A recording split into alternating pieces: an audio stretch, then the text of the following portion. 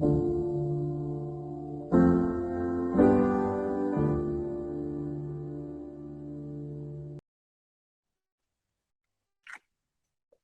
everyone, and welcome to another episode of the Compelling Conversations podcast.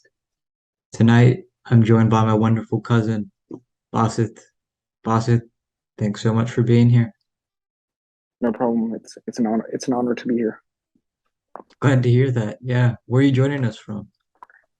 From California. California. Yeah, that's the place, man. That's the place to be. Um, Yeah, the weather's so nice. always, right? Yeah. Oh, yeah. Usually, like most of the time, yeah. Like 90%, I would say.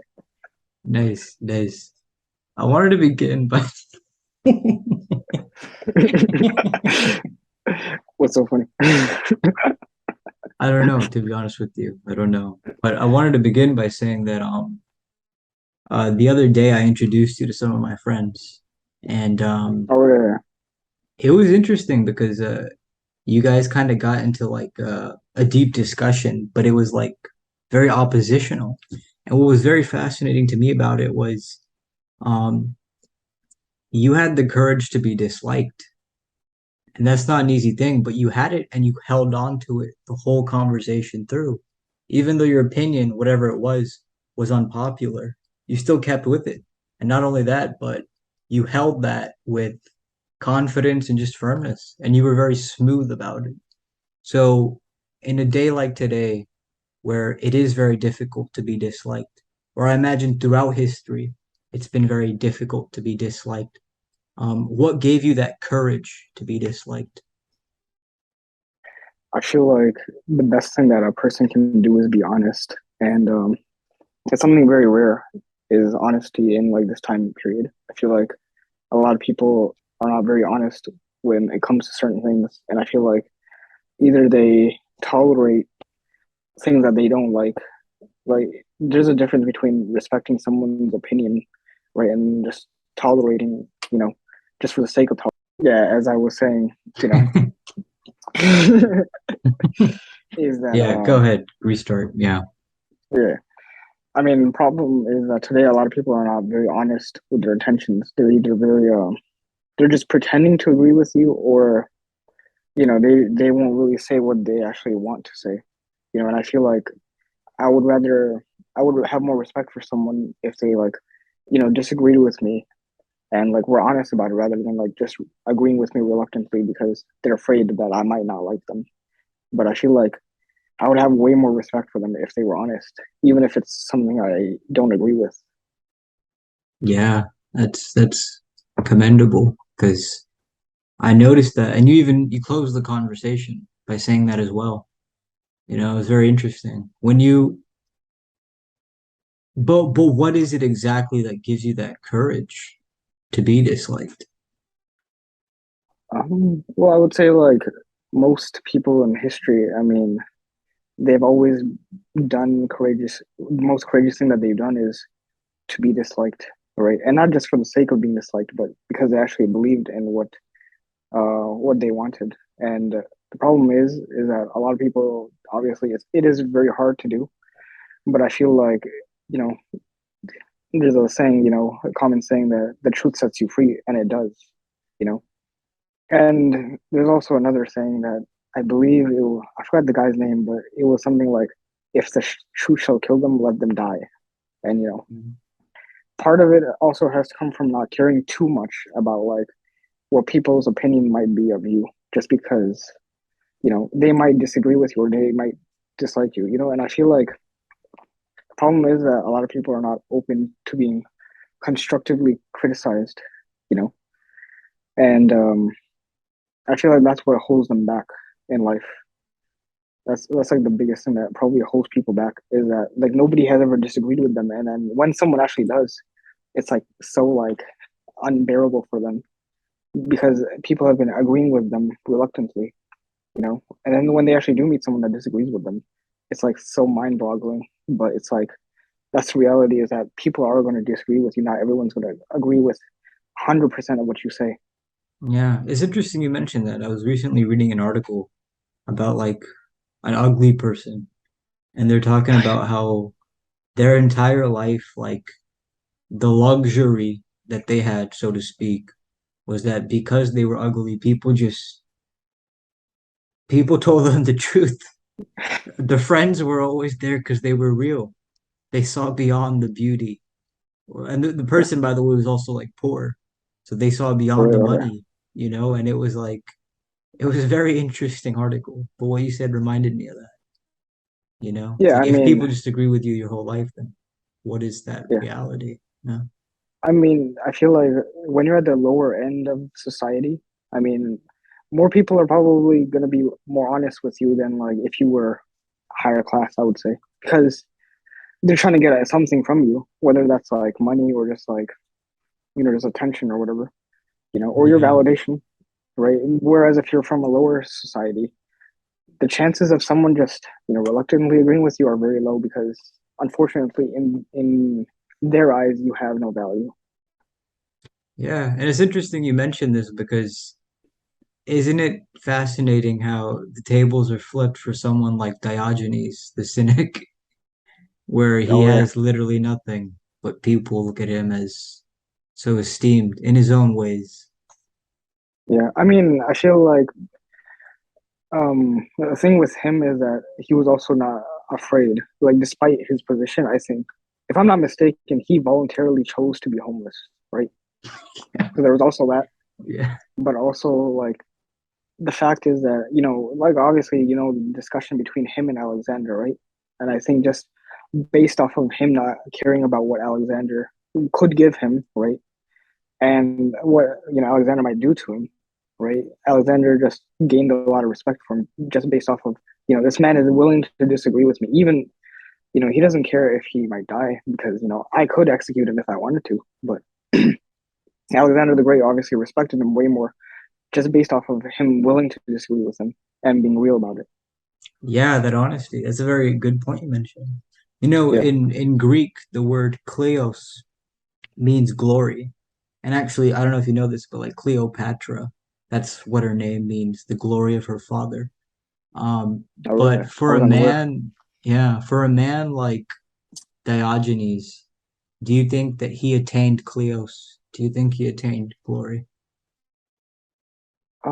Probably I would say like in his head, probably I would assume because he definitely had at least the amount in his eyes. Glory was uh being cynical, right? Right, because that's obviously where his that whole like school of philosophy comes from, like cynicism, Yeah, and him like just being okay with not essentially caring about what other people thought. yeah, Which I mean, in a way, I mean, obviously he took it to a very extreme, but in a way, it is kind of glorious if you do think about it. yeah. No, that's a very good point. In his own way, that was his glory. Yeah, Yeah, pretty much. I mean, funny enough, I mean, despite him being homeless and never writing anything, like people have written about him. So like, he did end up finding glory, at least historically. yeah. At the end of, yeah, the renown has carried over somehow. Yeah. I mean, how many homeless people today do you know, like by name, right? I mean, that's probably like the only person that you might know, right? Yeah, that is actually a good point. I have to write Yeah. that down. I mean, because I mean, you don't hear about like even like actors or like famous people that have been homeless, right? Like, if I'm not mistaken, J.K. Rowling was at some point. I'm sure like even other actors or just influential people were homeless at some point, but they Kurt didn't Cobain. get Yeah, yeah, like they didn't get known until they stopped being homeless, right? But yeah. Diogenes was homeless his whole life, and he was still became well known. Wow. Yeah, that is fascinating. Yeah. Of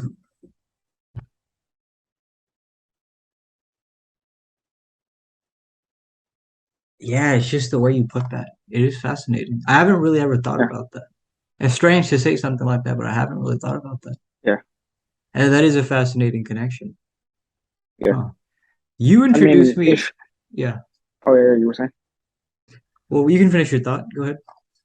or I was just gonna say, like, if you look at, I feel like the meeting between Diogenes and Alexander is essentially like the duality of man, right? Like you have, on one hand, you have one man who has everything and he has attained glory, and you have another man who essentially has nothing, but he has also attained glory. Mm, that is So a well, there really is no like right path to it, to glory or yeah. success, you know.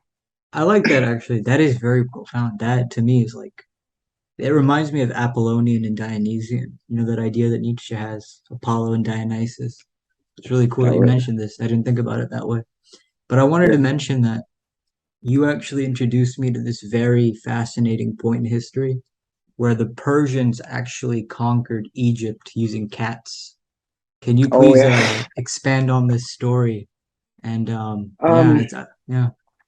so I mean, historically, it was this one ruler. His name was Cambyses the second. And he I was the don't son remember of what his. Cyrus. Is that correct? Yeah, yeah. He was either the son or the great grandson, like something like that. Like, but he was in that line, that family line for sure. You know, and funny enough, he actually deployed this tactic before the art of war was even written, right? And Mm, for those of people that know that the art of war is obviously a very famous book about warfare, right, and tactics in general, right? So the fact that he did this even before that, right, shows, you know, like essentially that he was a military genius, obviously, right? He knew that the Egyptians respected cats, they revered them, essentially they worshipped them like deities, right? Very similar to people even today when they see like YouTube videos of cats, right? Right. I mean, so he knew that like there was that was probably the best way to defeat them, right? Is to use, their gods against them, right? mm, And so he actually deployed cats into the battlefield, right? And he painted the shields, right? The Persians actually painted their shields yeah, with cat faces and like, just cats in general. yeah, And then they actually even threw cats over the walls of the Egyptian like fortresses, right? yeah. And this is how he essentially conquered. Believe it or not, this is actually when he conquered the Egyptians. I forgot the pharaoh's name, but he was actually the real last Egyptian like dynasty. People Wow. say that it was Cleopatra, but if we're being honest here, The Greek Cleopatra blood. wasn't really. Yeah, she had more Macedonian blood, right? But like, if we're talking about like actual, pharaonic dynasty, he was actually the last one. I just don't remember his name, unfortunately. But Wow. Yeah, it's always fascinating. Like ever since you told me that, I tell everyone, I'm like, you know something about cats?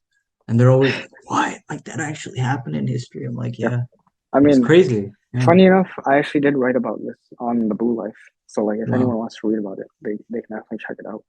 Wow. Yeah, that's cool. Yeah, for sure. We can yeah. Um, you mentioned The Art of War by Sun Tzu, and you yourself were like a fighter. How does that play a role in your life as a fighter? Or do you mean like the book, or like just like the ideology? Would you say? I suppose both. Yeah. Okay.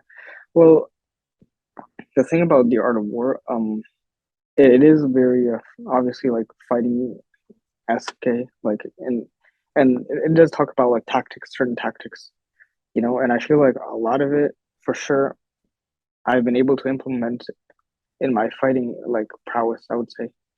There's a bunch of quotes that like from Sun Tzu that could translate very well into like mixed martial arts, obviously. Is there one in particular that strikes out to you most? Yeah, it's a longer bit of a quote, and I'm probably not going to get it completely right, but basically what Sun Tzu says is that if you know yourself and you don't know the enemy, then you'll win half of your battles. But if you know the enemy and you don't know yourself, again, you'll win half of the battles. But if you know yourself and you know the enemy, then you will win 100% of your battles. Wow, that's deep. And that can really be translated to anything in life, huh? Yeah, that's for sure. Especially obviously like MMA, right? Like Yeah. if you know how to, if you know your own fighting style and you know the person you're about to fight's fighting style, you will more than likely win Yeah. because you know their weaknesses and their strengths, and you know your own weaknesses and strengths, right? And it takes a level of self awareness and consciousness to discover that within, not obviously someone else, but in yourself too. Yeah. Me and you one time we talked about like um I asked you like, do you get like afraid of things? And your answer to me was very like casually like no. And you're like, I can't explain it, but when you just know how to fight, you just kind of stop getting scared of things. Would you say that still stands? And if it does, then could you please elaborate on that? Yeah, I would say like for the most part, it definitely does stand. And like I feel like because fighting in a way it does give you self-confidence in yourself because you can rely on yourself, right? Obviously, I'm not saying like you should go and like pick fights with people, but you know, but like Yeah. you have that level of assurance that if something was to happen, that you could rely on yourself. And I feel like the biggest problem with people, the reason that they lack confidence is because they can't rely on themselves, right? Mm, And it's like if you can't rely on yourself, how do you expect other people to rely on you, right? mm, Like your friends, family, like spouse, like et cetera, right? yeah. Right? Like how do you expect your job to rely on you, right? Like it can go throughout your life, right? And I feel like with fighting, like it makes you rely on yourself because it's a very stressful thing, but you've been there before, so like you get comfortable with being uncomfortable. And that's the way to live life, huh? Yeah, Being comfortable with the uncomfortable. yeah. I mean, life in general is very stressful and uncomfortable, right? I heard So Jordan you have to. Peterson. Yeah, I'm sorry for cutting you off. Good. Oh no, no, no. I was just saying, like, so that's why you have to be comfortable with yourself in uncomfortable situations. That is a good point. Yeah. I heard Jordan Peterson once say that lifting weights is good for anxiety, and you yourself are a bodybuilder, so I'm curious. Um, do you do you see that correlation? Yeah, I would say like, you know, I feel like, one thing I should remember, there's this one guy, his name is Randy Dewey. He said like bodybuilding is actually very similar to martial arts, and I feel like that is very true. I mean, honestly, like any physical activity, like any sport, I feel like it's very similar to martial arts because essentially you're trying to get better at something, right? Like with bodybuilding, you're obviously trying to build a better body, right? Like as the name implies, right? Mm, Right. I think there's a Stoic. I believe he had a quote like, "For man, man is the sculptor, right? And he's the one who sculpts at the same time." yeah. So that essentially, I feel like what is bodybuilding? That is what is bodybuilding is that you're essentially like trying to sculpt your body in a better, and you're trying to improve, right? So the physical and the emotional, right, and the mental, of course, like they all translate. They're all interconnected, right? So what's that relationship when you lift weights? How does that, I guess, annihilate, so to speak, your anxiety? Well, I would say it does relieve stress. I mean, obviously there are scientific studies done about it, right? But I feel like it goes back to like the thing that it builds your confidence, right? Because you Mm, know you're getting stronger, right? I I mean, see and that. Yeah. you see it like you see the physical proof, right? In you actually lifting the weights, right? Yeah. Right. And I think a lot of people like you were asking like how do you get courage? I think the best way to get courage is to even it doesn't matter. Oh, can you hear me? Yeah, you said to get curved? No, the most courageous thing a man Oh, can do is courageous, courageous, yes. yeah, courageous is to try, right? Like even if you fail, at least you know like you tried, right? And it's not about just trying like like a mediocre effort, but like to give it your all because that is what will set you apart and give you more confidence than anyone else. Yeah, I like that. And I was just thinking that I think it was Hamza Yusuf who had said something along the lines of like that word sin, if I'm not mistaken, I don't remember what language, perhaps Latin, but apparently it means like to miss the mark. And so it makes me think, are we sinners for not working out because we're missing the mark? We're not building up that Yeah, potential. Would you say that? Now, of course, like, well, you do you see what I'm I mean, saying? yeah, I mean, obviously, like in the Islamic religion, it kind of is like a sin not to at least keep yourself in like physically fit, right? Healthy. Yeah. Yeah, right. Because I mean, there's even a hadith, like a prophetic saying, where the Prophet obviously like there was a man who had like a belly on him, and he said that this was a blessing from Allah, from God, right? But then the the Prophet said, no, this is actually a curse from Allah, right? Like Yeah. your chest and your belly should actually be at the least be flat. You know what I mean? Yeah. I've heard that as well. I think that's actually a saying of Omer, radiallahu anhu. It, oh, really? It's your own Yeah. saying. Yeah, no, no. But I did think that was an interesting connection. That whole Yeah, idea of missing the mark is what it means to sin. And there's so many things that we, like, as human beings, miss the mark on. And yeah, working out and staying healthy is definitely one of them. yeah. So it's very I feel interesting. like, And yeah, go ahead. or you should finish your thought. You were saying? Well, I was gonna actually bring it on to another tangent where it's like you have recently gotten into fashion, and it's like a sort of an unruliness is missing the mark in a sense. And so when you do start, taking care of yourself, I suppose, not that you didn't before, but now that you pay a Yeah. little more attention to it, does it does that build your confidence? Does it improve your integrity, would you say? I would say at least to an extent, and like again, like like looking good, you don't have to blow out your budget. Like I think you can do it in a very sensible and like cost effective way. You know, Yeah. you don't have to spend like money like thousands. Like there's literally no point to doing that. You know what I mean? Right? Like you could look very good with like simple clothes, right? Yeah. Right? Maybe like you could, if you really want to, you could buy like one like designer piece if it's like if you really want to. But Yeah, for I me, just I don't really really need those have. $1,000 pants kind of a thing, right? Yeah, I mean, if you really want to, but like me personally, I don't really have Yeah. like that absurd level of a desire for that. You know what I Yeah, mean? yeah. No, I'm just kidding anyways. Yeah, but keep Yeah. going. But like I feel like there's obviously like even Islamically there are like very like it is encouraged to dress properly because obviously unfortunately the way you present yourself in the world is people will judge you, right? People say that you shouldn't judge, Yeah, but like the reality is everyone like is gonna judge you. Like it doesn't like there's a reason why subconsciously. Yeah. yeah, like subconsciously like uh I feel like the problem is a lot of people are very good at ignoring reality, right? Even within themselves, they're very good at ignoring it, right? Like we say, oh, working out doesn't matter, but then you see like someone really jacked walk in, and obviously you're very intimidated by it, right? Like you know, right? Even if he's the nicest person, right? You're still intimidated by it, right? Right? Or at least you have a level of respect, Yeah, yeah. right? So it's like the way you present yourself, like there's a reason why a man in a suit versus a guy who is dressed homeless is going to get a different level of respect, right? Yeah. I mean, there's probably thousands of video on YouTube just showing that, right? Social Yeah. experiments and whatnot. It's interesting.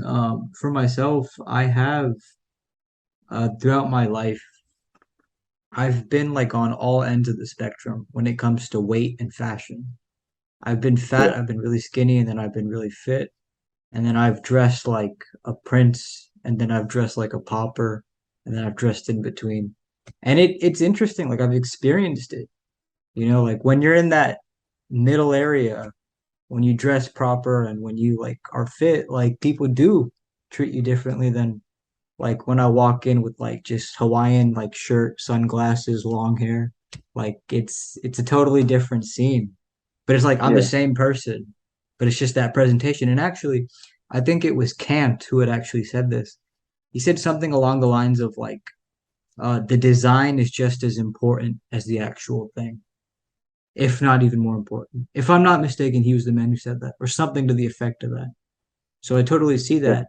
And another thing that I wanted to mention was fashion, right? To take care of yourself, to appear good. That is also the courage to be disliked. yeah.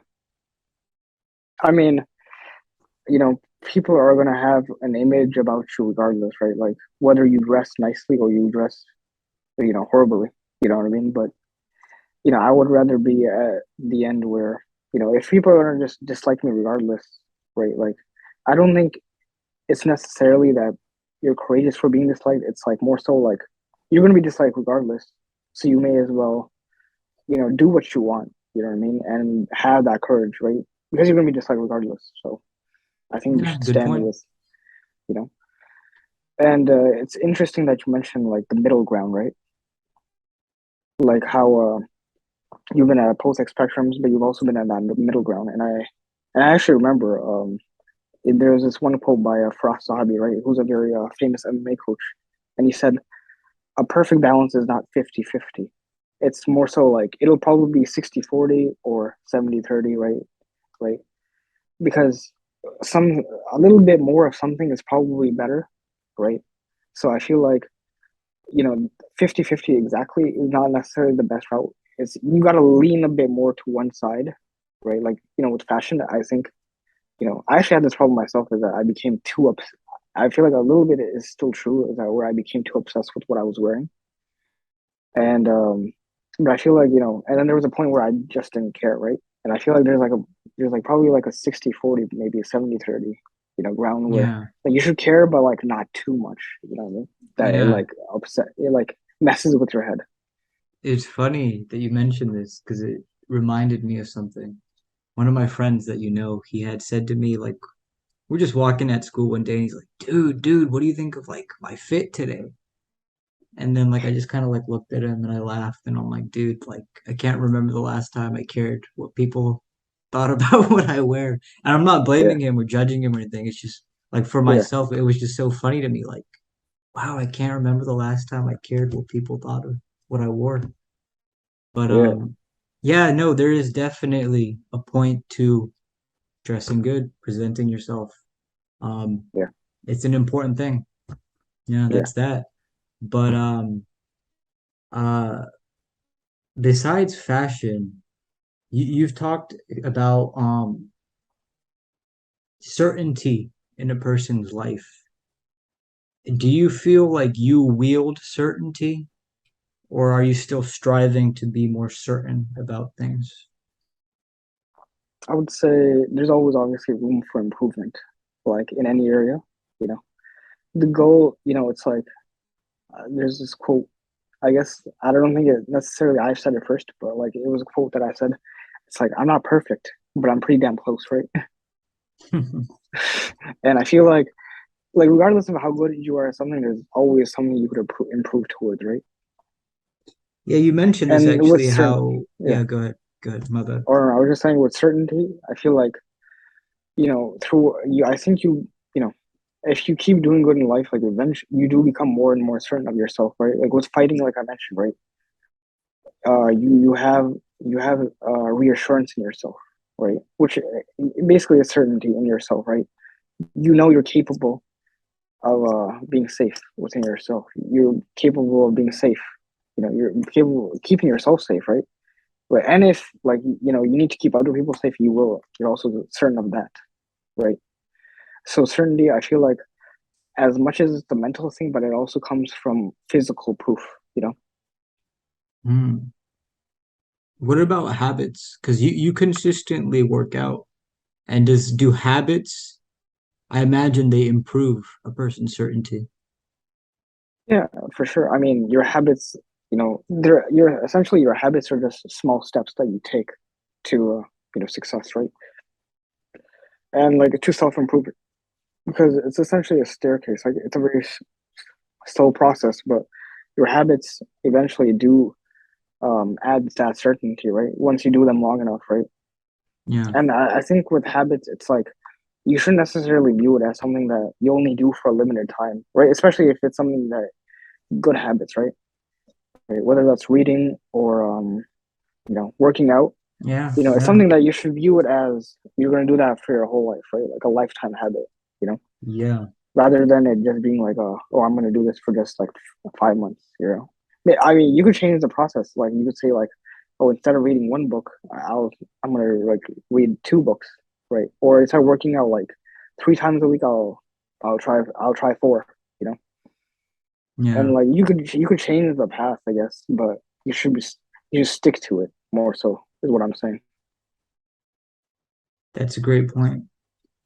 Of all the mythologies in the world, what is one mythological story that has inspired you the most and why?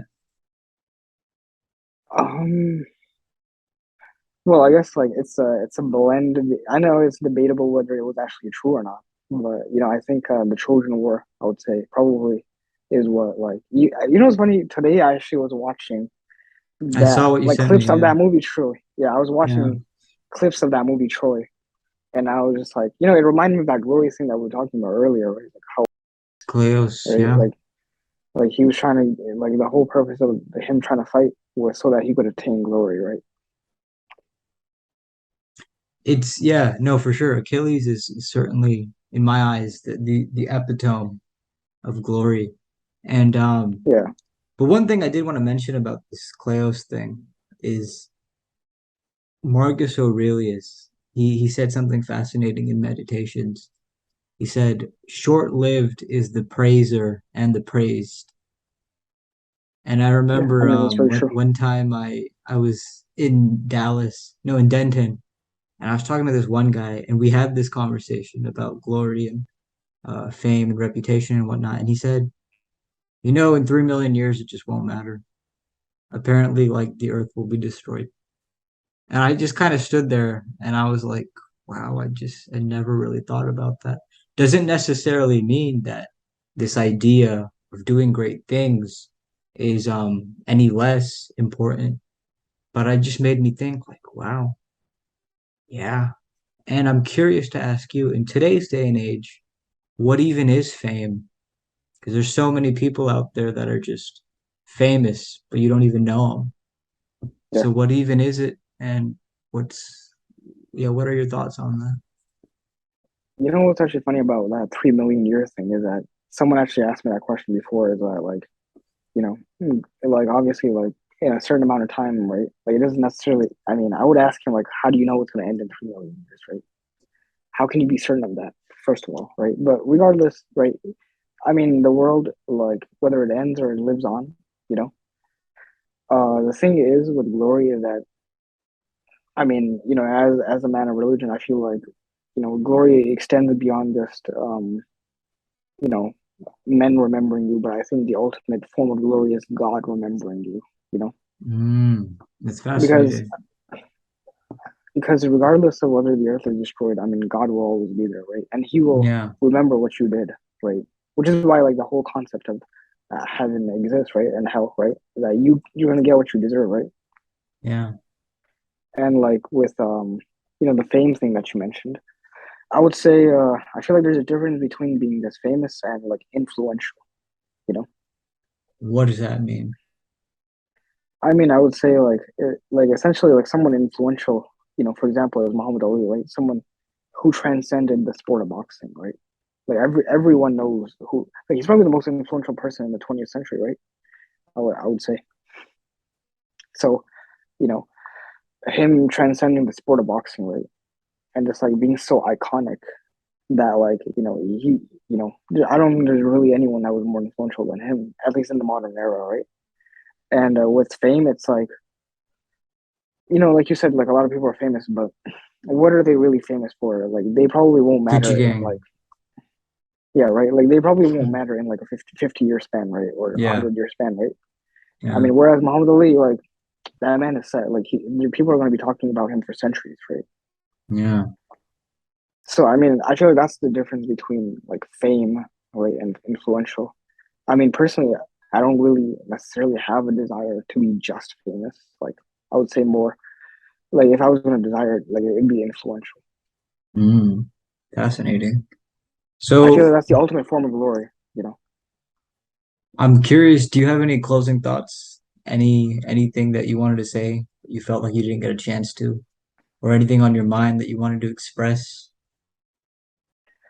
Well, I would say the ultimate form of glory is to become great. You know, and in a way, like greatness is something that every human being essentially is capable of, but only a few are able to unlock it. Within themselves and to show it to others. You know. And I think Kobe Bryant actually mentioned like, the best. what makes someone great is not necessarily like being just, famous, but it's like inspiring the next generation. And obviously that comes with glory, right? Like an influence that I was talking about is that essentially like you're such a role model to people, right?